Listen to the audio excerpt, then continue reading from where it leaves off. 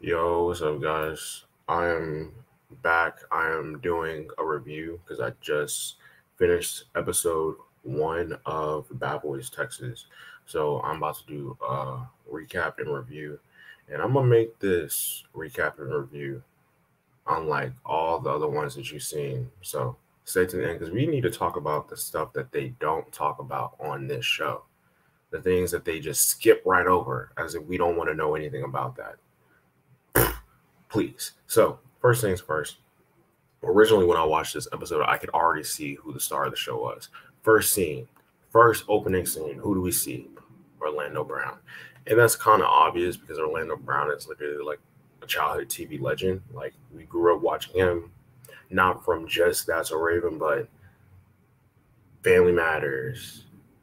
Like if I could think of all the shows and all the sitcoms that Orlando Brown was on, like I feel like we would be here for hours. Like the kid is grown man. The man is a legend. So very obvious from the first scene. They're bailing him out of jail. It's very obvious that he's the star of the show. Very obvious. He has precedence. I hope he has top billing. And he's the comedic relief off rip. So clearly, right? When they pull up, they see him get in the car and him and Natalie are talking about I pulled up and it looked like Rihanna. And I'm thinking, okay, are these people capping? Because what Natalie says, I walked in there with a bag of 25,000 and the woman was like shocked, surprised. And I'm thinking, is she bluffing?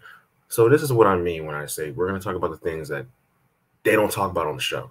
I wanted to know what was going on with that situation. Why was he in Lima, Ohio? What type of charge was he getting? Like, why was he there? So all this information is public record, obviously, right? So if you literally want to find this information, it's so easy to find. So I found the article about the Lima incident, right? So this is the video.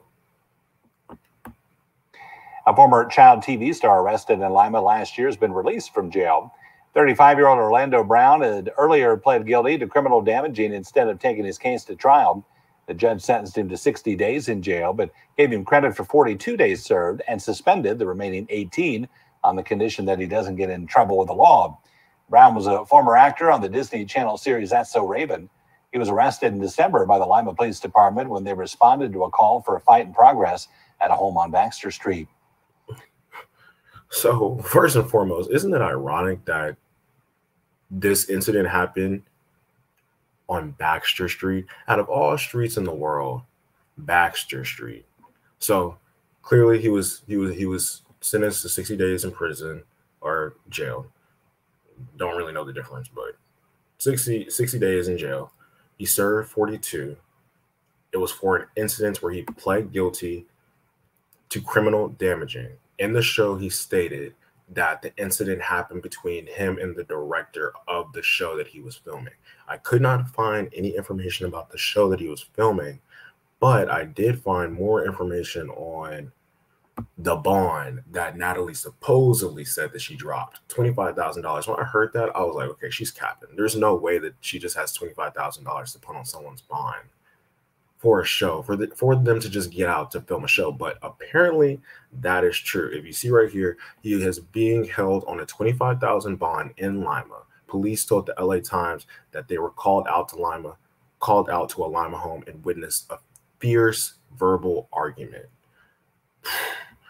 Okay, first and foremost, I would love to know more about this situation. I would love to know why him and the director that he was working with had this issue and why an argument turned into 60 days in jail. But it sounds like Natalie was absolutely telling the truth. She did post a $25,000 bond, according to the article, to get him released from jail so he could begin filming.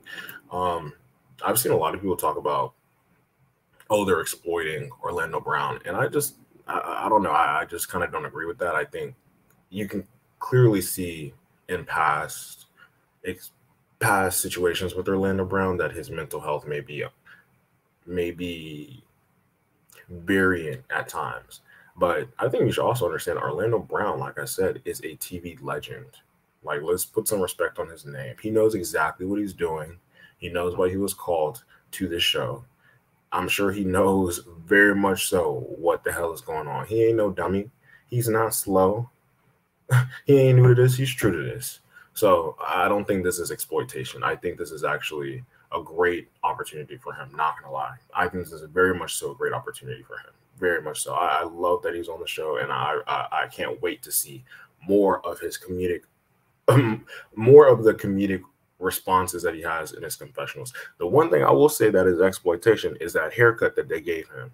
That was the worst haircut I think I've ever seen. And the barber was back there, like, mind you, the little stencil was tough, but the lineup in the front, okay.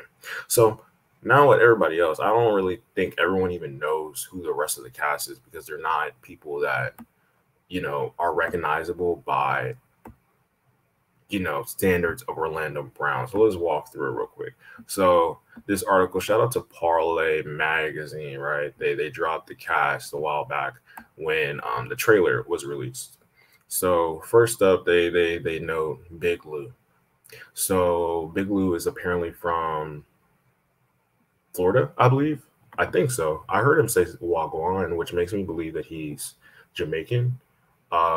He's from Florida. They say he's a rapper, influencer, fashion connoisseur, blase, blase.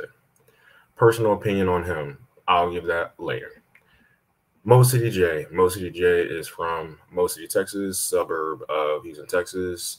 I am from Houston, and quite honestly, we're around the same age, and dude is very local. He's been local since we were teenagers. Like, we grew up on opposite sides of town, and I still knew who this guy was. So he's a music artist, fitness influencer, business owner. I actually very much so like that he's on the show. I think that he's a better fit for the show in comparison to some of the guys that they had on the show last season, like Curtis and Moolah. Like, get out of here. I think that this was a great casting decision. Great casting decision. So next we have Chef D. Devin, also known as Chef D, is a personal chef. The multi-talented cook operates his own food truck, Monster Meals. He's also the CEO of Supreme Event Productions and Divine Desserts, a bakery business. So he's a chef. He's a celebrity chef.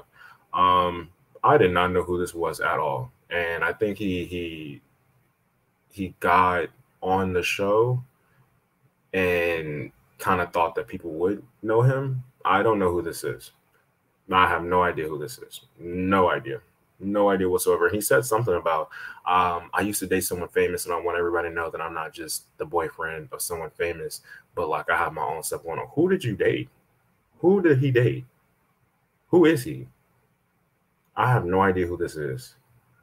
But he has 100,000 followers, and it sounds like he has a really popping, you know, business. So, and I love food, so I hope he can really cook. So next we have, I don't know how to pronounce his name. Era.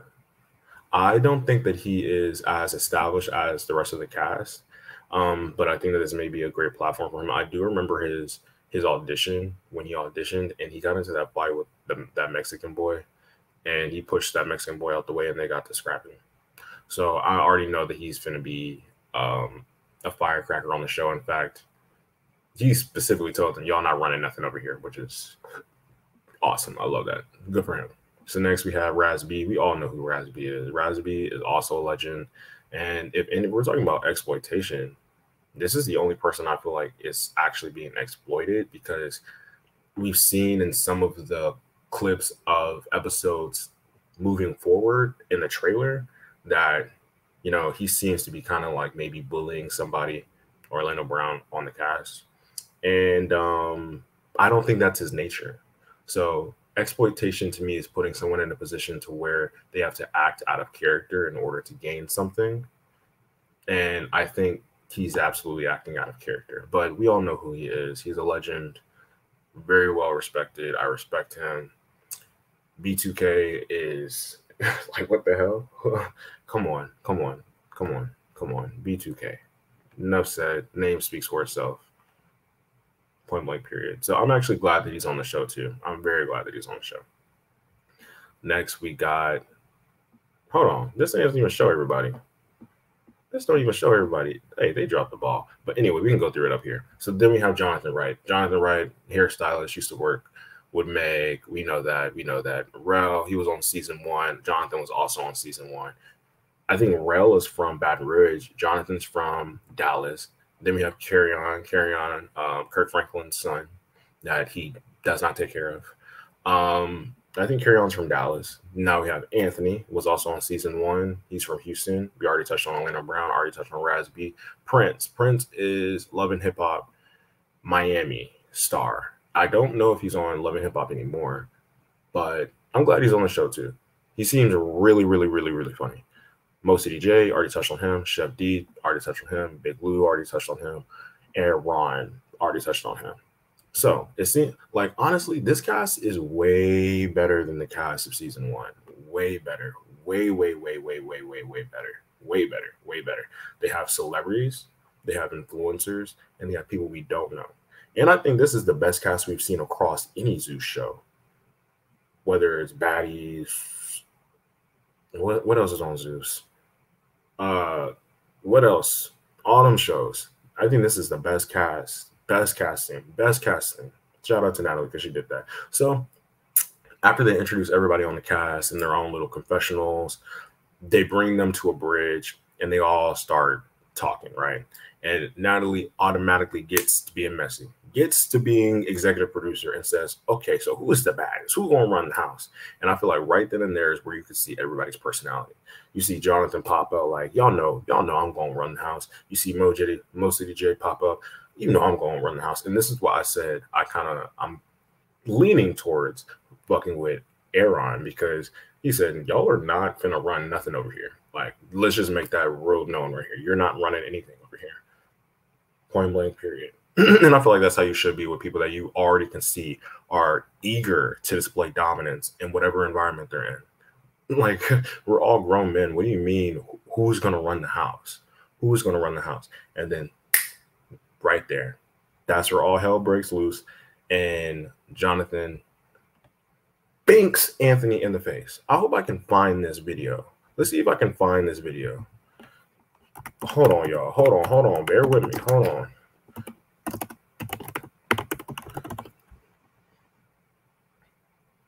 Ooh, I did. I found it. So okay. On that note, y'all do y'all big one.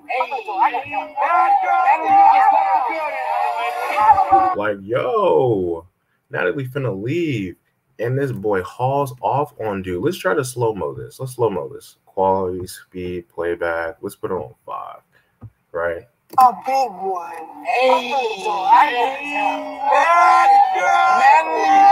And then you see Jonathan move from his spot. Boom. Dude literally knocked his entire glasses off of his face. And quite frankly, you could tell that there was a problem from the jump, because in my thought process, Anthony and Rell and Jonathan are friends, right? Well, really Anthony and Rell. Because honestly, people in Houston say they see Anthony and Rell all the time together. One of my friends said they saw them in the club. I'm like, oh, okay, so they're real friends in real life. So in my mind, when I'm seeing all of them like this, when I saw this episode, I said, oh, there's a problem. There's obviously a problem, because Anthony is all the way over here by Carry On, and then Jonathan and Rell are all the way over here on the opposite side of the scene. I'm like, oh yeah, there is clearly a problem. And then you see what takes place. Let's play it back. Come on.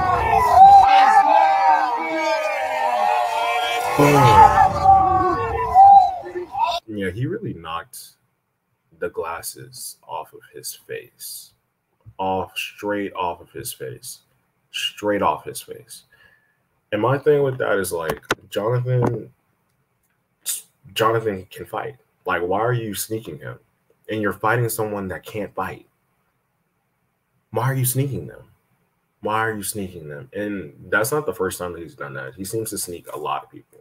He snuck that boy at the auditions, and I just thought, oh, okay, well, that's not his friend, so like whatever. But you will put hands on anybody. You will sneak your friend. You'll sneak a stranger. Like, oh my gosh, why didn't you just tell him that you wanted to fight, and then y'all could have fought right there, and then it could have been over. So Johnathon squares off, punches him in the face. Glasses get knocked off his face. So then we see another one of the cast members haul off on Johnathon too. Let's see. Let's rewind.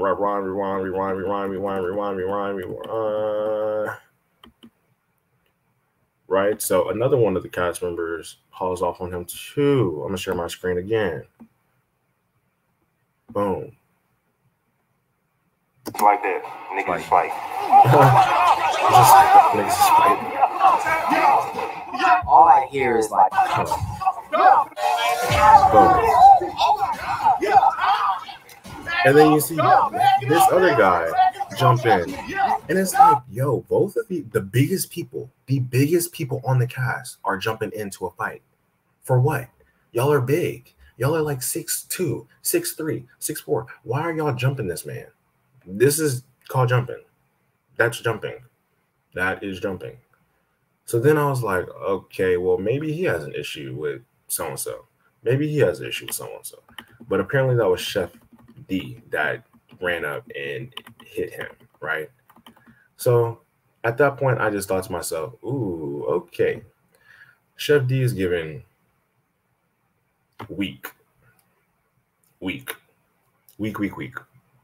And I mean, that may just be from me not knowing the situation, and you get more context from a situation with each episode, and they haven't provided us with any type of context to that situation. So I'm thinking at this moment, yeah, you're giving a little weak, to be honest, because that's just you're bigger than him. Why are you jumping him? So then everyone starts to argue over the situation, and then you see literally the groups break off. You see how people are clicked up already. Rasby goes over to Anthony and is like, yo, you all right, which I commended. I thought right there he showed his character, like, yo, you okay? Like, that's not cool. You all right? That's not cool. I really fucked with that. And then you see Big Lue and Rell and Chef D and Johnathon and a whole bunch of other people I can't really even remember. They're all sitting over there by the bridge. And you hearing Chef D talking about, you need to choose a side. Fuck that shit. Y'all need to choose a side right now. It's like, what is the beef? What is the issue? And what is your beef with the situation? How are you included in this situation? Lord Jesus. So then you just hear them yapping. Then Big Lue starts yapping. So then Anthony starts to tell about the situation. And he says, Johnathon is upset because Rio, who was on season 1 last year, I think he came in as really a reoccurring guest for the show. Rio and Anthony, I don't know if they were hanging out, but supposedly Anthony allowed Rio to buy a section in his club for $300. And Johnathon did not like that because he felt as if Anthony and him were friends. So that was the reason why he fought Anthony. And in my mind, I'm just thinking, you fought him because he's running a business? You already beat up Rio. Why does it matter if were you at the club with them? Was it like a setup situation? No. He just bought a section at someone else's club. Who are you to tell someone what they can and cannot do at their own business? And I just felt like that was a sin. What if Anthony would say, because Johnathon has his business too. I think he's like a hairstylist. What if Johnathon was like, oh, well, I don't want you to do that person's hair. You can't get $300 from them because I have an issue with them. Johnathon would have looked at him like he was crazy. Johnathon would have literally been like, I'm a boss. You can't tell me what to do. Same thing with Anthony. Like, who are you to tell someone who they can and cannot have in their place of business? So at that point, I just feel like Johnathon he's really being a bully, because that's not a reason to, if you weren't there, if you didn't witness it, if there was no malintent, the guy's just running his business. So at that point, I was like, I'm done with that situation. Yeah, you're giving bully. And then anybody that jumps into the situation off of the strength of that, they're giving bully as well. So what's his name talking about? oh, y'all need to pick a side. For me, that sounded like Biggie from Baddies West this past season. It's like picking a side over a situation that don't even mean nothing. Like this isn't. There's bigger fish to fry, bro. So at that point, I was like, okay. And honestly, I like Johnathon. I always thought, especially from season 1, I thought Johnathon was the type of person that he bullies, right? Milan was on the show and he was being a bully. And then Johnathon came and was like, oh, you can't bully me. So I thought he was the type to bully bullies. But now you're bullying someone that really doesn't have beef with you. Your beef with them is irrational. And someone who can't fight. And then the other reason is like, why do you have such a problem with Rio? Rio is not on this season. You already beat him up. And you're profiting off of a product of his, off of his name, image, and likeness. If I was Rio, I would have been filed a lawsuit against you because you're profiting off of his name, image, and likeness and advertising it on TV and validating that it's his name, image, and likeness that you're selling it off of. People are literally in the in scenes with him saying, oh, that's Rio's da-da-da-da-da. Like, I would file that lawsuit so quick. So quick. So quick. Oh my gosh. Is this situation, why do you care so much? And honestly, this is the one casting error that I feel like they made. They bring in a replacement later into the season, it seemed like in the trailer, right? The person that they should bring back is Rio. If I was the producer, I would have brought him back immediately because they're not talking about anyone else from season 1 that's not on season 2 but him. And he wasn't even a main cast member. I feel like that's kind of embarrassing. You're not talking about Milan. You're not talking about Curtis. You're not talking about Moolah. You're not talking about Gutta. You're talking about Rio. You're giving this man more attention. Bro, he really should let that go. Really should let that go. So then everyone's arguing, right? Everyone gets to arguing. Then Big Lue moves over there with Johnathon and starts talking with Johnathon, chit-chatting with Johnathon. Honestly, he looks like he's trying to be Jonathan's friend. He looks like a Biggie Tommy type situation. Trying to get under his arm. So like, don't swing on me too. Type shit. Goes over there with Johnathon and starts talking about Rell. So let's play this real quick. Let's play this. Let's see if I can find it. Find it. Bro, you straight, bro. Yo, stop moving, vibing, yep. man. Nobody talk, nobody. Yeah, what the fuck going on? Oh. You my real shit. You vibing. So he goes over there. You good?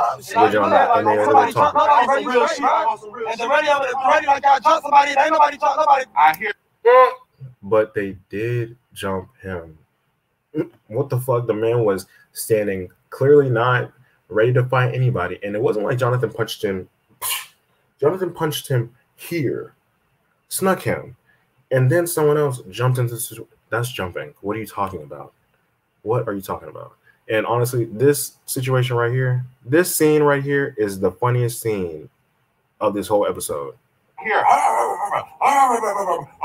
So I'm like, okay, it's not a dog out here. It got to be Lou. So it got to be Lou. That's so funny because that's literally how he sounds. So it got to be Lou. That's like Rolly talking about, bitch, shut the fuck up. You sound like a fucking munchkin. That shit is hilarious. That's the male equivalent to that shit. Oh, I see them talking, and I go and I hear Dorelli. He's like, oh, Dorelli did this, Dorelli did that. What Dorelli did? Talk to me about it. I'm not handling people how I handle people last season. I'm going to show you how I handle people. You literally, from what I remember, Rell literally said something along the lines of like, yo, y'all let them hash it out themselves. Y'all let them hash it out themselves. Way different from last season. Y'all, you feel like he jumped? If you feel like he but jumped, the thing is, if he was already getting the best, it ain't about that. Already, he ain't jumped nobody. Nobody jumped somebody. Yeah, I'm talking to motherfucking Johnathon, and we getting a motherfucking understanding of what the fuck just went down. This pussy ass nigga Dorelli walk up in my motherfucking face, point his motherfucking Baton Rouge fingers like he finna get some motherfucking straightening. Pussy ass nigga don't nobody walk up in my motherfucking face, bitch. Why? Everybody got that friend. Yes, they did. Yeah. So okay. See, and the thing is, Rell can't even fight. Rell can't even fight like that. He doesn't even seem like a real fighter. He just seems like someone that's just either stands up for himself or, you know, wants other people to stand up for themselves too. Like I saw that in season 1. So if he fights you and you lose, dude didn't even do anything. They literally were just having a conversation. But it seemed like Big Lue is interested in proving himself and interested in aligning with themselves with people that are big and bad. So it makes it look like he's big and bad as well. When you don't look big and bad when you're running up behind somebody. You just look like a loser. So from there, that's where the episode ends. And quite honestly, I feel like this was a pretty freaking good episode. Not only did they introduce the cast, they introduced conflict, and then they introduced beef that you didn't even know it was going to happen. I had no idea that you can't even tell from the trailer that Big Lue and Rell situation was going to happen.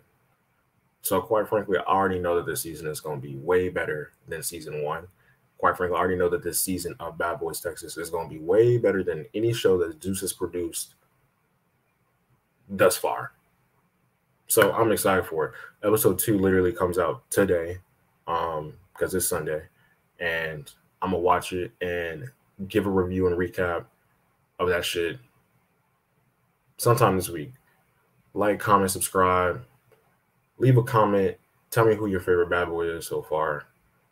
And yeah, guys, peace. Boom, boom.